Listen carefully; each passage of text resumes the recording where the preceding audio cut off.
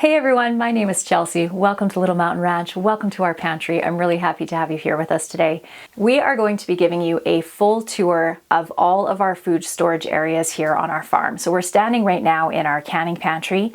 Behind me here, you can see what we call our store-bought pantry. And then to the left of this pantry, we have our grow room, and that's where we grow our winter greens, and then we start all our seeds for our garden. We also have a freeze dryer room that is new to us this year and has been an absolutely incredible addition to our food storage situation that we have here on our farm. And then we will round out this video with a tour of our root cellar. This is by far one of our favorite videos to share with you each year because it is a culmination of the journey that we have taken here on our channel over the last 12 months, and I really hope that you enjoy it. So without further ado, let's get right into it. We're going to start here with my personal favorite part of the pantry, and it's probably because this is a real labor of love, both myself doing all of the canning and my husband who built this pantry for me. So just quickly before we get into what's actually on these shelves, Dan built this pantry with almost entirely recycled materials, and it only cost us around $500, if you can believe it. That was a few years ago, of course, so with inflation and everything, it would probably be a little bit more expensive these days. But all of this gorgeous wood that you can see here was built from a cattle sorting arena that was out on our property that was just falling down. So Dan cleaned up all this gorgeous fur and built these beautiful shelves. And then the ceiling that you can see up here was an old piece of metal that we found in the top floor of one of our barns, and I just love all the rust marks on it. I just think it looks so beautiful. And one more quick thing before we get into our pantry. We do try to store around a year's worth of food for our family, and what is a year's worth of food for us might be very different for you depending on your family size. We have a big family, so we obviously store a lot of food. I will try to answer some of the questions that have come in on previous pantry tour videos that we have done as we go through all of the different things that I'm going to show you today. So where should we start? Should we start down the lower shelves and work our way up? Go bottom to top. Okay, let's do it. We have done a couple of upgrades to our pantry from last year's pantry tour, and one of the things that you'll notice, and for those of you that love labeling, you will very much appreciate this, but we have these labels, and Dan made these out of beadboard, like wainscoting beadboard, and he just cut them up on the saw outside and then spray painted them with barbecue paint, and they work absolutely fantastic. And we just have two-sided tape on the back so that we can actually move these around from year to year or as we reorganize all of these jars throughout the year, and I'm really, really happy with them. So while I might know what's in all of these jars because I canned them all, my family might not necessarily know that. So when they come in here, they can just take a quick glance and see exactly what's on these shelves, and I absolutely love that, and I think it looks really cute too. So let's start over here with some of my kids' favorite products that I can. So these are a dill sandwich pickle, and these are a sweet pickle. These have onions and cauliflower and cucumbers in them and a little bit of sugar in these ones, so they are a little bit sweeter, more like a bread and butter pickle. And my kids absolutely love these. We're big pickle eaters in our house, as you'll notice as we're going through all of this. And then we have these over here, which are cinnamon carrot pickles. I know that sounds kind of strange, but the flavor is absolutely fantastic. There are a couple of things on these shelves that we carried over from last year. So for the most part, we do consume everything that I can each year within around 12 months, but sometimes there'll be a few things that are held over, and oftentimes that tends to be things that we didn't love. These canned beans right here are one of those. So all of these jars right here were from last year. I think I canned somewhere around 1,000 jars this year, but we have 1,200 and change in the pantry right now. So these are ones that were carried over.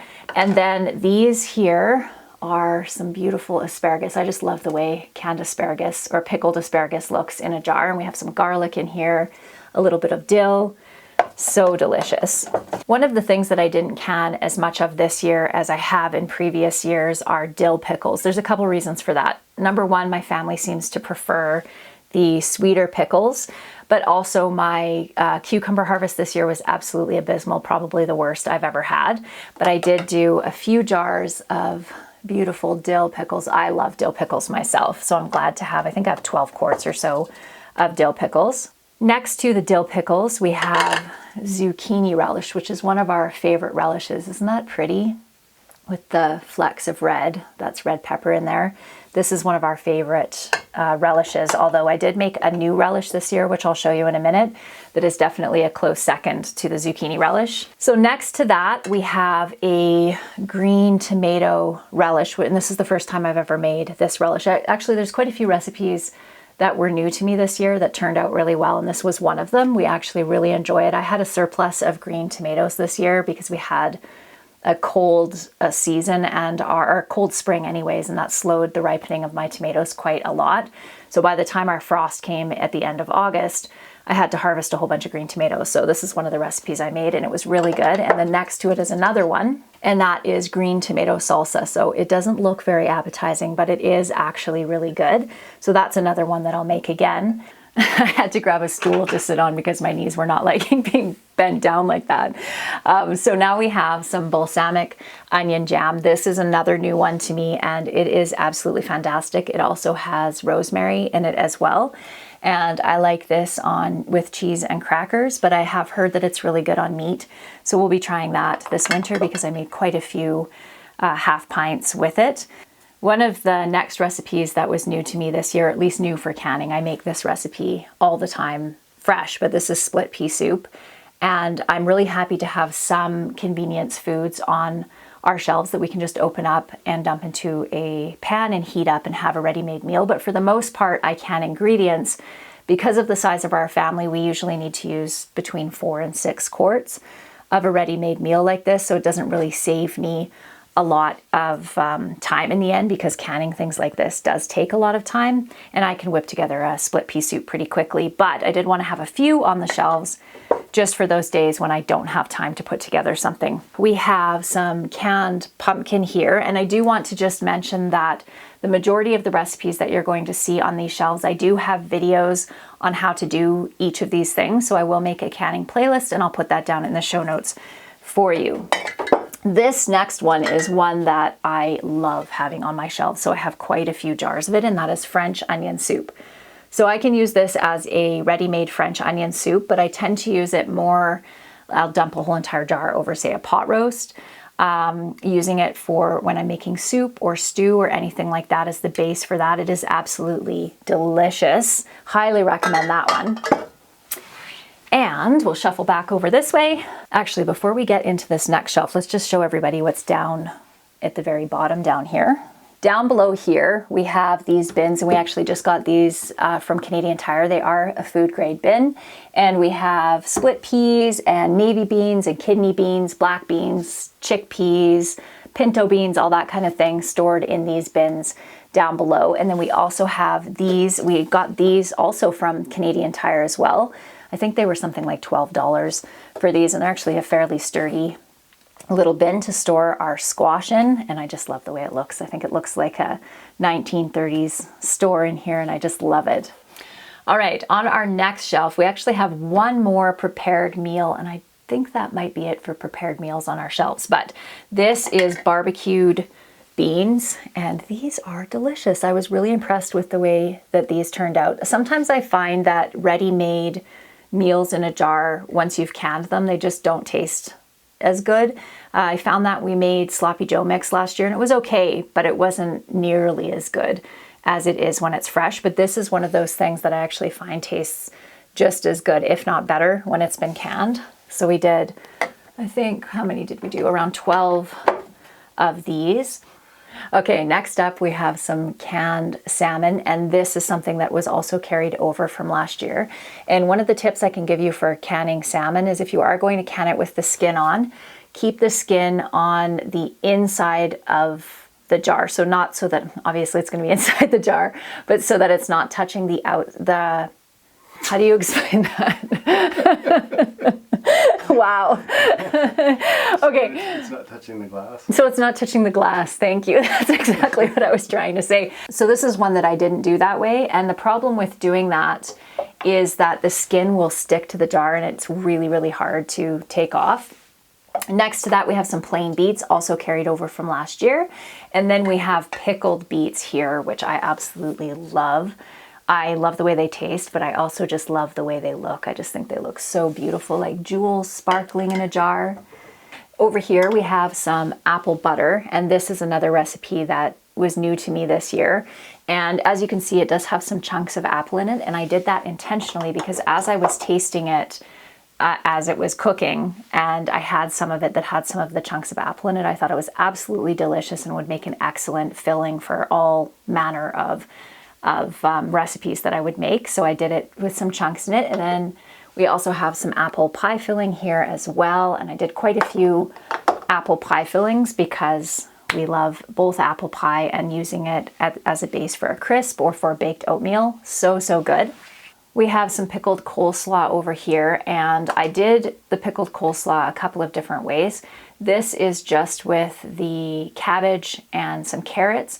And then I also did one over here that has onions and red peppers in it as well, and it's really good. And we like to have this on tacos, on a topping on top of a pulled pork sandwich is incredible. Over here we have peach salsa, and this is something that I have been making for a very long time. It is one of our favorites, the perfect combination of sweet and spicy, so good on pork tacos. We have a whole bunch of strawberry rhubarb jam here, which is one of our favorite jams. That's why we have so much of it. I just realized that I forgot to make a label for this one. This one's nectarine jam. Over here we have stewed rhubarb. Isn't that pretty? I love how pink it looks. Some years it's really pink like this, and some years it's a little bit more of like a brownish pink like this one. This is one from last year, which I think is interesting. And then this one, this piccalilli relish, was a recipe that was recommended by one of my viewers. Thank you very much, whoever it was that recommended it, because this is the one that is a close second as far as a favorite for us to the zucchini relish, which has been a family favorite for over 20 years. This is absolutely fantastic. It's a little bit of a kind of a mustard relish combination of flavors. It is so good. Do you like this one? I've never tried it. You haven't tried this one? Oh my goodness, you must. It is so good. So good. And then we have raspberry jam here, just a basic raspberry jam, and then cranberry sauce. This is another thing. I think I started making this one last year as well, and it is so nice. Usually, or traditionally, we have only ever had cranberry sauce on the holidays, and that's it. And now that I can it, we can have it throughout the year, which my kids are really happy about because they love cranberry sauce. I realized that I have some other ones hiding back here that I don't have a label for here either. This is dandelion jelly, which is something that my kids, one of my kids in particular, really loves, so I try to make a small batch for him every year. A couple of questions that I usually receive when we do our pantry tour videos are, number one, why my jars do not have rings on them. So I'll just give you, for those of you that are new to canning, I'll show you what I mean. This is a canning ring, and during the canning process, you use a ring to hold the lid down. But the canning process itself is actually what causes the seal. So all of those molecules heat up inside when it gets hot, and then as they cool, everything contracts and it pulls down the lid and holds it on.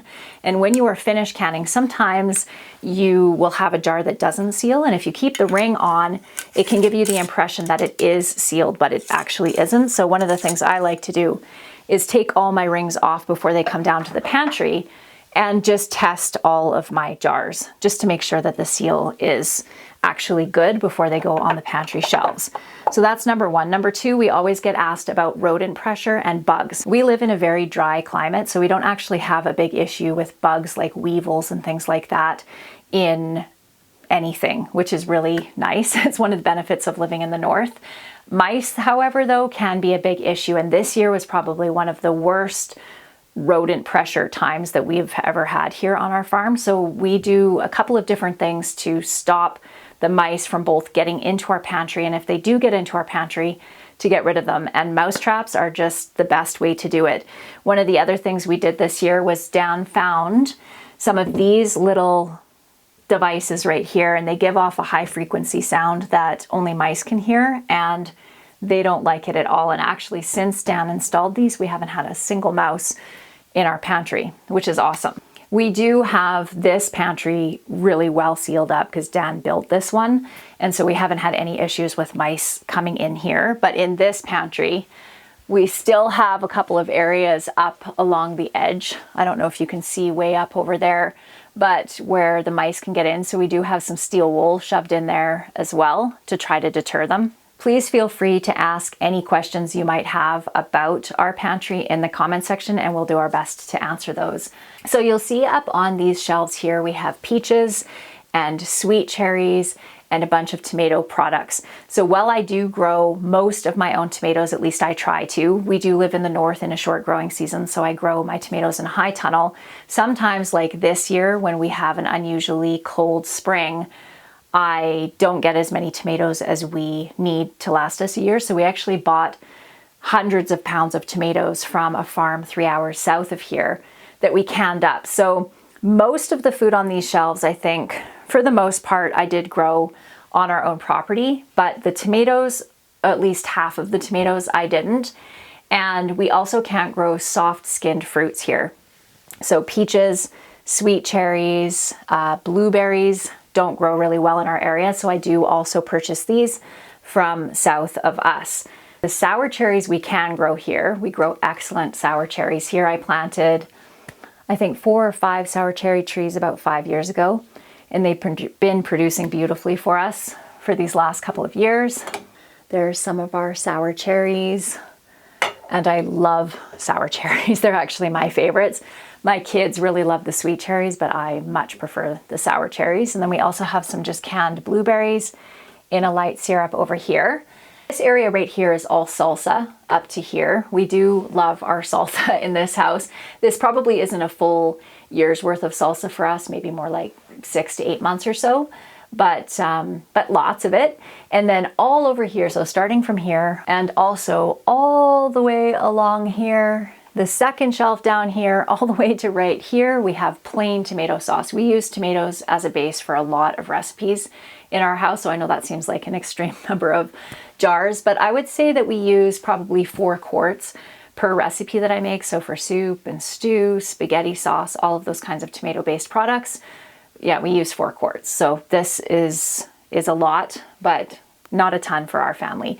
And then I did do a couple of rows of just plain tomatoes in water. We have some plain applesauce and then some blueberry jam next to the applesauce. Like I said, we do love pickle products in our house. This is one of Dan's absolute favorite pickles, Jardinera. So good. And also, how beautiful is that? It's so beautiful. So there is onions, carrots, cauliflower, zucchini. What else is in there? Celery. Really delicious as a condiment, and even just by itself, it's really good. Some more dill pickles.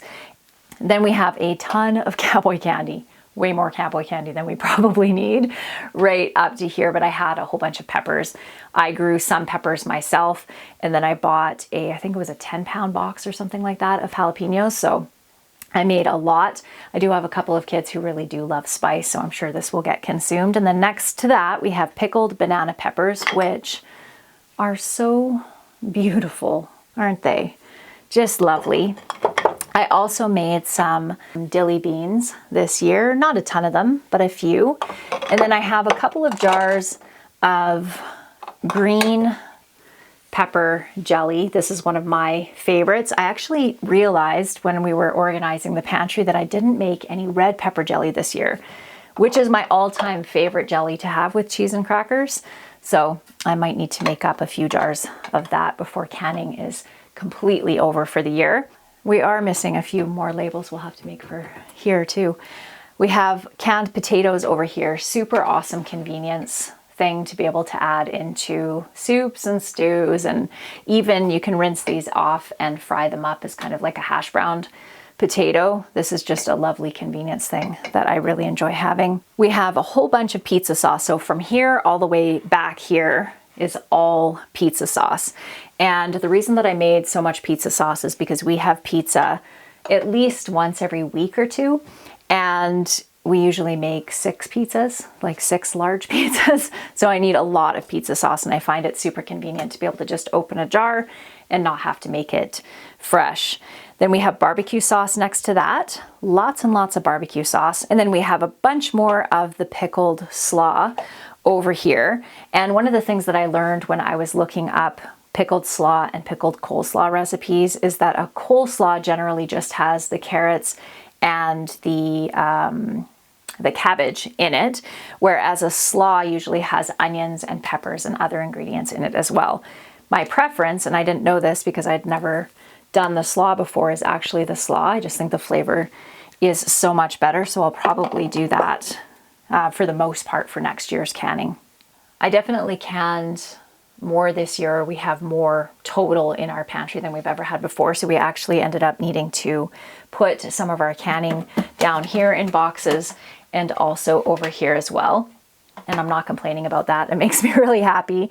So all this shelf, for the most part, we have some more tomato sauce over here, is chicken, ground beef, stew beef, and then pulled pork, along with some chicken broth. And then the same thing for down here where we have chicken breast, a few more tomato products down here, but for the most part, it's all meat. We have some pulled pork over here. So this is another new one this year, and I absolutely love this. This tastes just as good out of the can as it does when it's fresh. I just roasted pork roasts up, a whole bunch of different kinds of pork roasts, and then shredded them and cooked up a whole bunch of onions as well. Mixed them together, put them in a jar, and just adding a little bit of canned barbecue sauce from over here makes an amazing pulled pork sandwich. This is one that's been a hit with my entire family. This is some of the green tomato mincemeat that I made last year that I regret making as much as I did. So I had some green tomatoes left over. So I thought I would just chop them all up and throw them in my roaster oven and make a big batch of this. But that is never a good idea if it's a recipe that you've never tried before. But I had all the tomatoes, so I just thought, oh, what the heck? And it is definitely not our favorite. We still have this entire box left of mincemeat that we need to use up. It's not bad on pork. Actually, remind me next time we have pork to pull out a couple of these jars, but it's not something that we really enjoy. I think that's about it. We have a couple more buckets. We have some red spring wheat over here and some more chickpeas over on this side, but I think that's about it for these shelves. This area here, we used to call the apothecary. We still refer to it as the apothecary, although I have really gotten out of making my own tinctures. I only did it for a couple of years, but I have a good friend, her name is Jen from Serenity Hill Farmstead, who is an herbalist, and I rely on her to be the expert in that area. This area has now transitioned into mostly culinary herbs. So as you can see here, we have garlic scapes, oregano, basil, sage, tarragon, a bunch of mints down here, some odds and ends. I'm not really sure why I put these ones here. Cream of wheat, that's random. Icing sugar, we have some stevia, some powdered milk that I freeze dried, garam masala, mint. So yeah, I need to do some rearranging on that one. And then up here, these are all of our tea mixes. So I do recognize that some of these are or could be used medicinally. We'd use them just to make a nice winter tea in the winter time. And then above that, we just have vitamins and things like that. I have containers, smaller containers up in my kitchen that I bring down here to refill. And the ones that we refill often, like popcorn, stone ground flour, brown rice, white flour, and brown sugar, we keep out here so that they're really easy to access rather than having to pull them out from underneath.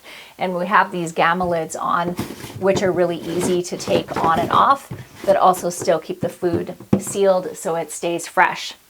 One of the other things that we did in this pantry is we added this little chalkboard here so that I can jot things down, or Dan can jot things down when we notice that they're running low in the pantry or we're out of something. Because to be honest, between the pantry and upstairs, sometimes I will completely forget that we're missing something, so I can do it right away when I'm down here. And then when I need to place an order for something, or we're going to go to Costco, I can just take a picture of this and bring it with me. So that is it for our canning pantry. So now let's head into our store-bought pantry over here, and I'll show you what we have there. Like I said, this is what we call our store pantry. And outside of the onions that are hanging on the wall here and some of the honey from our beehives, everything here we purchased bulk.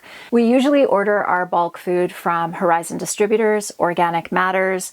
We also shop at the Wholesale Club, which is a local grocery store, and of course at Costco. And I order all of my flour in bulk from True Grain, and it is organic BC grown wheat, and it's really, really great. And I'll talk more about that when we get there. But let's start up over here.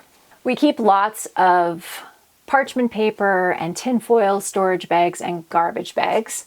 Up here we have snack foods. So like I mentioned when we were in the other pantry, we love nachos. So we have lots of nacho chips.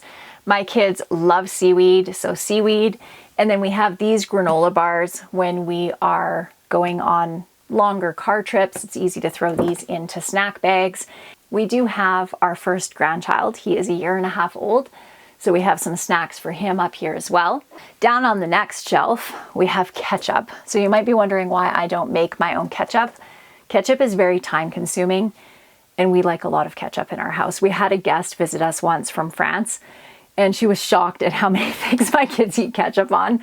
So we have lots of ketchup. Mayonnaise is one of those other things that people are always surprised that I don't make, but I just don't make it. I've made it a couple of times, but we just prefer to buy it. So this mayonnaise will actually only last us for a couple of months. You can't store mayonnaise for over a long period of time. This will be good till the end of February.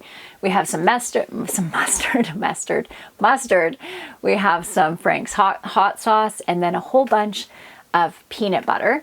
We get this peanut butter at Costco, and this one we get, the Adams, we get at the Wholesale Club. I use olive oil in all of my baking and multiple times throughout the day, so we always keep a lot of olive oil on hand. We have some blackstrap molasses.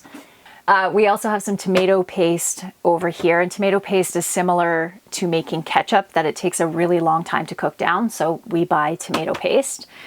We have canned mushrooms over here. I throw canned mushrooms into lots of different recipes, but my kids really like them on pizza.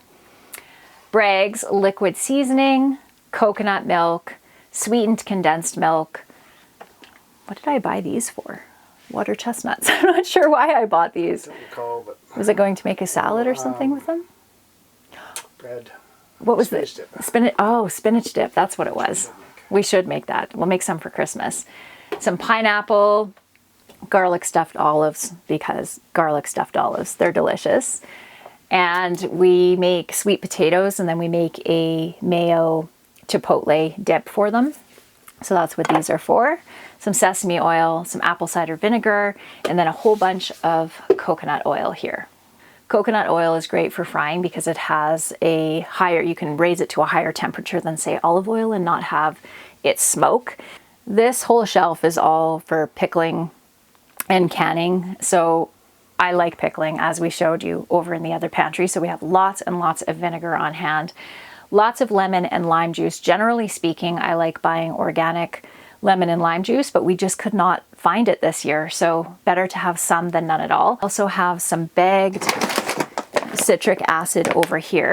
And the reason that I use the lemon juice and citric acid is to raise the acidity levels in low acid foods that I'm canning. So we always like to have some of that. Whole bunch of salt here, and then some Pomona's pectin up over here. Over on this shelf, we have lots of beans. Whoops. We have lots of beans. We also have some more hard red wheat over here. And we just keep these stored in these bags. Like I said, it stays nice and cool in here, and we don't have any issues with bugs. And they store here in bags like this, the bags they come in for a really long time. And then on the bottom shelf here, we do have it raised off the ground just in case we ended up with any water in here. We don't live in a flood zone or anything like that where flooding is a big issue, but having paper bags right on the ground is never a good idea. So we do have them raised up. We have lots of sugar here, salt, and then over on this side, the same thing. Dan built another little platform here for our flour. Flour does start to lose nutrition when it is ground, but it's another one of those things similar to the mayonnaise and the ketchup that I just choose not to do, to grind my own flour. I do a ton of baking and I just don't really have time for it. So we do buy almost a year's supply. I think our last order lasted us about 10 months or so for 10 big bags of flour. And because, like I said, it stays nice and cool in this space, I haven't had any problems with my flour going rancid.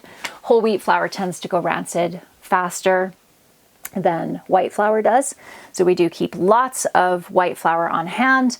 And all of the bags over here are oats. We have quick rolled oats and thick rolled oats as well. And then we have our back shelf over here. This was an old shelf that I think my mom might have found at a share shed that fit perfectly into the end of our pantry here. I was really happy for that. And it's narrow enough that it doesn't take up the space for this shelf. Up here we have a whole bunch of herbs and spices. And Dan was just laughing, saying that I think these 2 jars of beans were up here for our last pantry tour. And I think they were. I don't know why I have them up there, but I should probably bring them down so they can get used up. Corn syrup, nutritional yeast, and then a whole bunch of bay leaves. I think I shared in my last pantry tour that I accidentally ordered, I think it was a 10-pound bag or something like that, of bay leaves. So I'm never going to run out of bay leaves. We have crackers here, salad topper, and croutons. Nuts are generally really expensive, so we don't usually keep a huge stock of them, but we have a couple of bags there. Baking cocoa, cacao butter, and chocolate chips. Never run out of chocolate chips. And a whole bunch of icing sugar. These are just some baking supplies.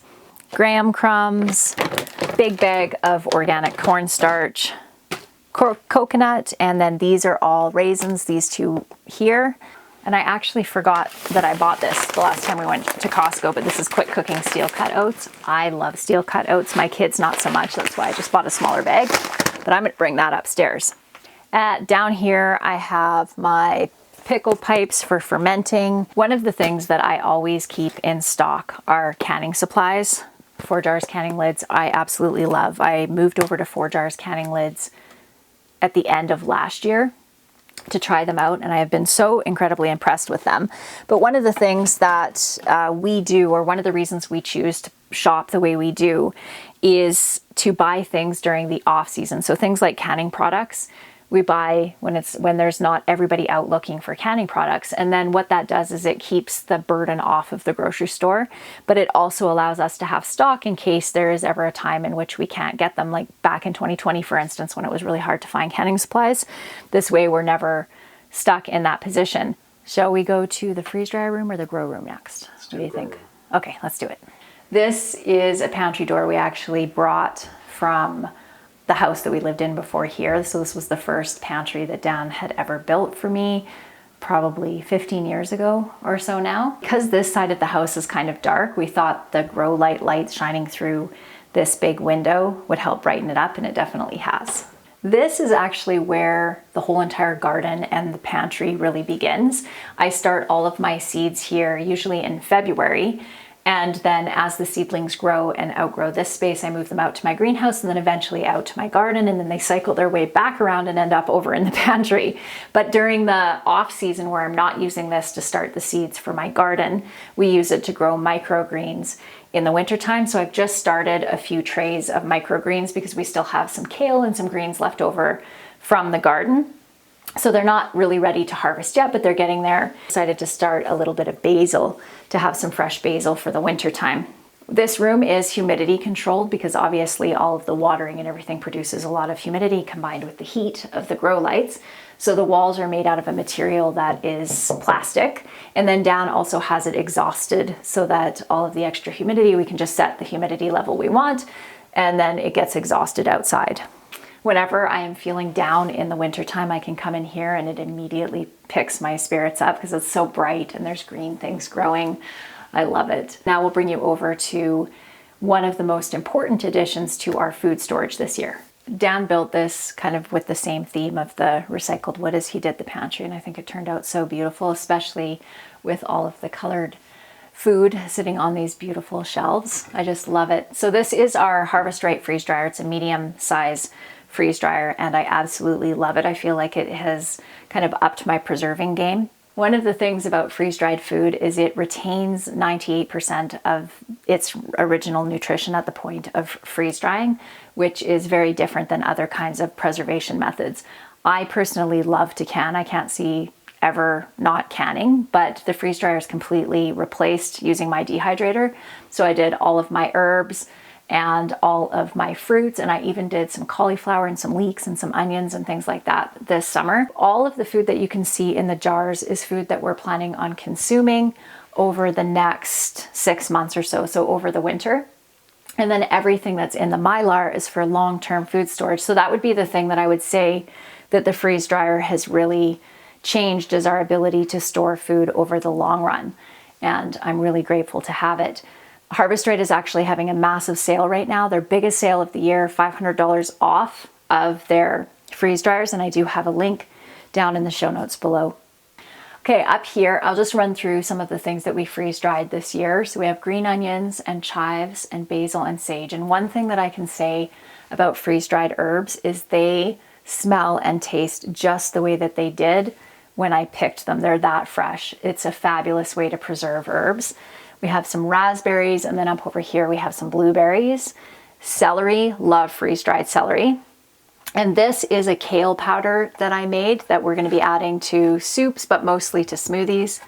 Some more green onions, a ton of cauliflower because I had my best ever cauliflower harvest this summer. So we freeze dried a ton of that. I did a ton of leeks as well.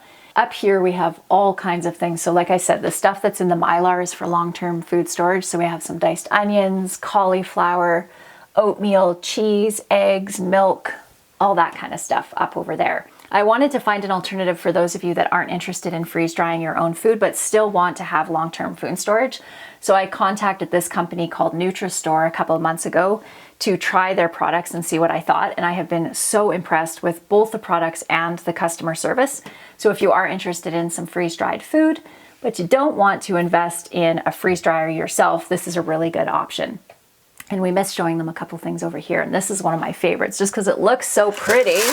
This is some freeze-dried squash. Dan's teasing me because I've said this sentence about 6 times now, but it's so pretty.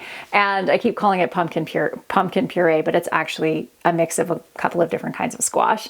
But if you add water to it, it makes the most beautiful puree, and the color of it is just magnificent. We have some more cauliflower over here, celery, kale, a mix of cauliflower and broccoli over there.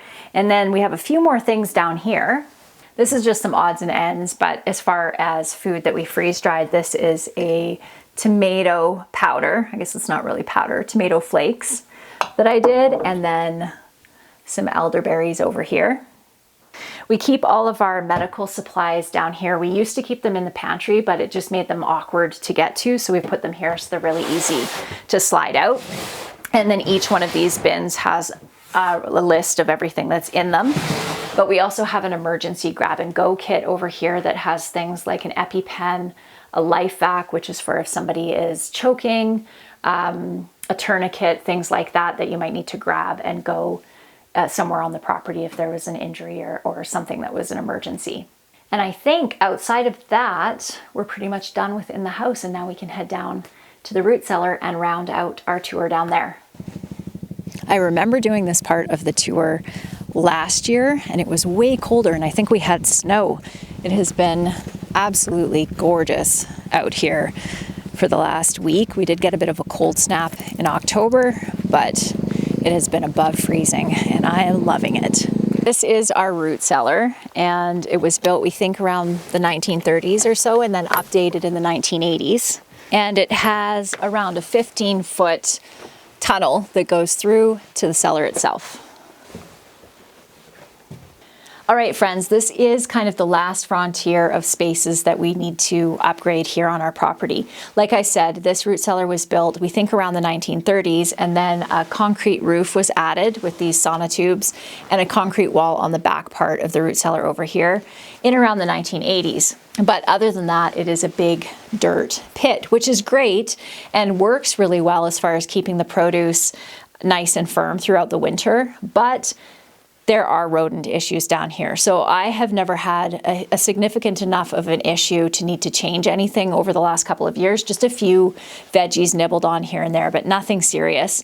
And usually by the time winter hits, it's not been an issue.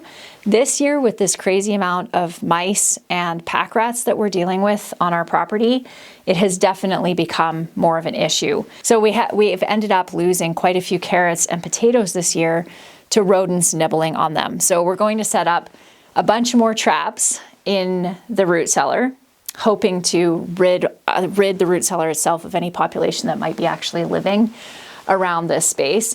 Once winter hits and it gets really cold, we won't have to worry about it as much. We're hoping this next year in 2024 to be able to put solid walls all the way around this and rodent proof it a little bit more, because it sure is an awesome old cellar and I absolutely love it. So we have carrots, potatoes, some celeriac, some beets, and there's a little nibble mark right there from a mouse. That's so gross. So that one will go to the pigs. Oh, hello, Nala. We have one of our cats. Come here, Nala. Why don't you come and eat some mice? This little girl is Nala. Maybe she can take care of some of the mice around here. All right, friends, I hope that you enjoyed today's video as much as we enjoyed sharing it with you, and I look forward to seeing you in the next one.